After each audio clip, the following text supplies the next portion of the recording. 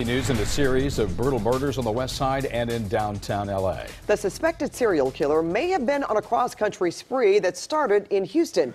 And CBS 2's Chris Holmstrom is live in Santa Monica with the late-breaking details. Chris. Pat and Jeff, there have been 7 brutal attacks in less than 3 weeks. 3 of them in downtown L.A., 4 of them right here in Santa Monica. Now there's the disappearance of 2 people from Texas. Surveillance video shows 47-year-old Ramon Escobar. He was arrested and charged with murder. Authorities believe he's responsible for several brutal attacks. We're also learning he may be connected to the disappearance of his aunt and uncle in Houston, Texas. They've been missing since August. The most recent attack, however, in Santa Monica. I've seen a lot of cops over here. A sight many people woke up to. A homeless man attacked while sleeping and left unconscious. Escobar was arrested a block away. To see this kind of thing going on around here is very disgusting. It's disgusting. It's abhorrent. LAPD releasing a tweet saying this violent predator is also responsible for 3 brutal attacks with a baseball bat on homeless people in downtown LA. 2 of them died from their injuries. He targets individuals that were isolated. But there are 3 other assaults Escobar may be connected to. Last week, 39-year-old Steve Cruz, a fisherman, was bludgeoned to death while he slept under the Santa Monica Pier. Then a week before that, 2 other homeless attacks, both alone and sleeping. Police have not yet connected Escobar to these attacks, but say they are not ruling it out. And Pat and Jeff, still a lot of questions about these attacks, but I found out there will be a joint press conference tomorrow with the LAPD and also Santa Monica Police, and of course, we will be there. Reporting live from Santa Monica, I'm Chris Holmstrom, CBS 2 News. All right, thank you for that, Chris. Now, Supreme Court nominee Brett Kavanaugh has come out swinging against new accusations of sexual misconduct. Yeah, he gave a rare TV interview tonight with his wife by his side. And CBS 2 political reporter Dave Bryan is here now with those late-breaking details. You know, from the White House to the courthouse, it seems like the whole country is watching this legal political drama, and that's going to continue for a few more days. Judge Kavanaugh went on television to try to save his nomination, but the problems seem to be growing by the day. Now, 2 women are speaking out against Kavanaugh's sexual behavior, and the attorney for a 3rd woman said she's ready to join in this week.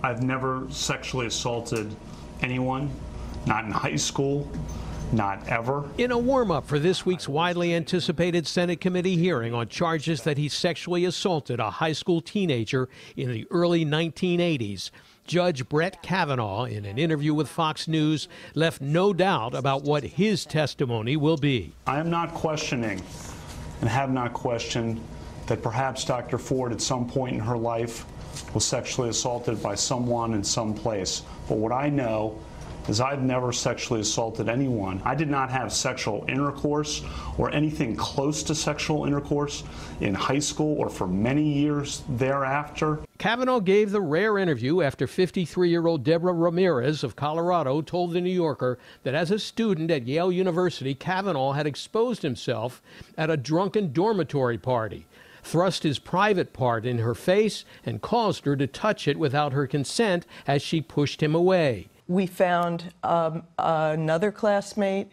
who remembers hearing about it that night or the next day. She is 100% credible. And now attorney Michael Avenatti announced in downtown L.A. that he now represents a 3rd woman who will soon tell all about Kavanaugh's sexual misconduct during their high school years in the 1980s. My client knew Judge, or at the time Brett Kavanaugh, and Mark Judge because they were at numerous parties at the same time in their teenage years in the early 1980s in the Washington, D.C. area.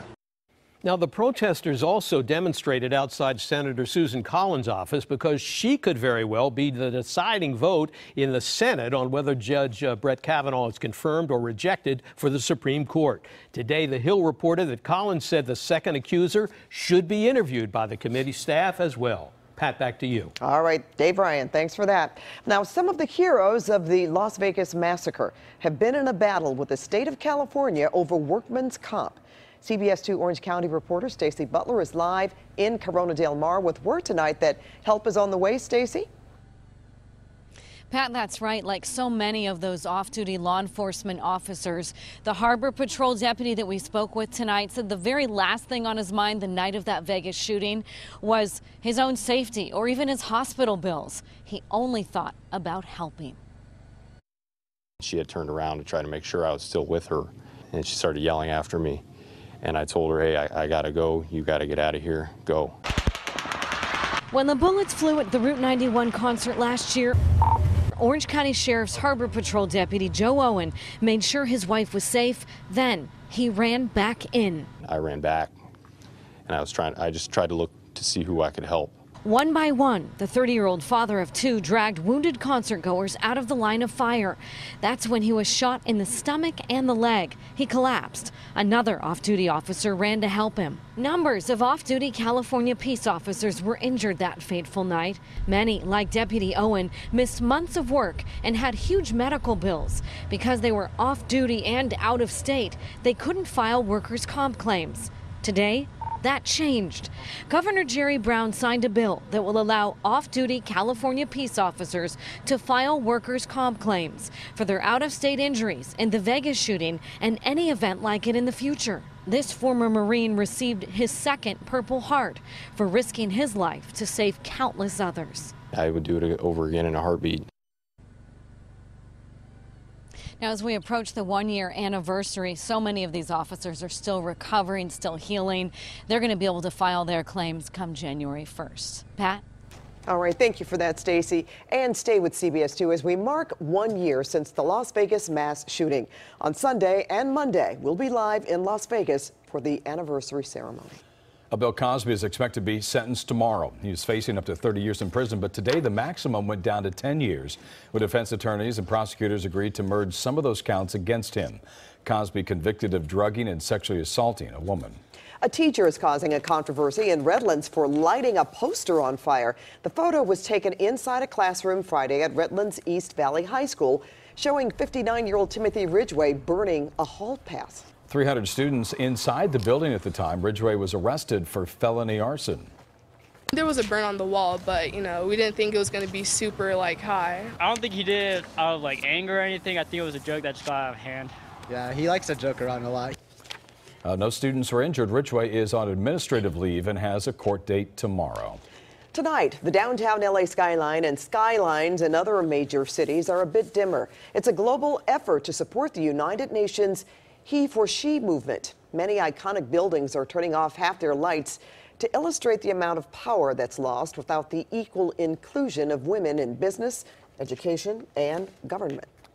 After an intense mission in the Carolinas, LA County Fire Department's Urban Search and Rescue Team is back home. Members of California Task Force 2 returned to base in Pacoima tonight. They were on a 2-week deployment to the Raleigh area, which was hard hit by flooding from Hurricane Florence. Well, LeBron James talks strategy and getting the Lakers back on top. That's ahead, plus this. I feel duped. I'm out $17.50. It really makes me mad. Why are fitness mogul customers calling 2 on your side? Christine Lazar takes action on the workout king living in a mansion but failing to deliver.